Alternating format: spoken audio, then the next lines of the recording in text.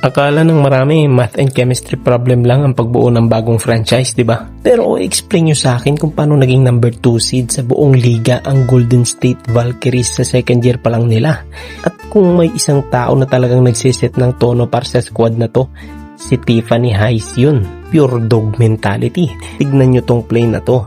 End of the first quarter, 7.5 seconds left on the clock. Dribble sa buong court, zero hesitation, and she pulls off a ridiculous buzzer beater move na napatayo talaga sa buong arena. At di lang basta crowd yung nandun ha. Nakaupo sa courtside sina Steph Curry at Gary Payton II.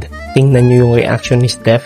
Yung classic Steph stance na alam mong bilib na bilib siya sa nakita niya. Alam mo yung kapag mismong greatest shooter of all time na ang napanganga at napacheer sa laro mo, ibig sabihin may ginagawa kang napaka-special. Ito yung bagay kay Tiffany Hayes. Hindi lang siya umi-score. She brings that raw contagious energy every single time na tumatapak siya sa court. Yung energy na nararamdaman ng buong bench at ng buong Bay Area. At nakakatuwa din kay Steph, man. Genuine talaga yung suporta niya para sa Valkyries. Pakinggan nyo yung sinabi niya. Well, reminiscent of yourself? No, that's all her.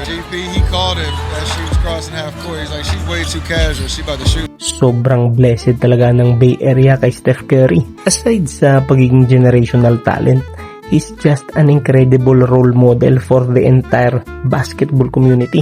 Nakakahawa yung panalo mindset na dinala niya sa franchise. Ngayon, the real question is, kakayanin kaya ng Valkyries na magdala agad ng championship trophy sa Bay Area katulad ng ginawa ni na Steph?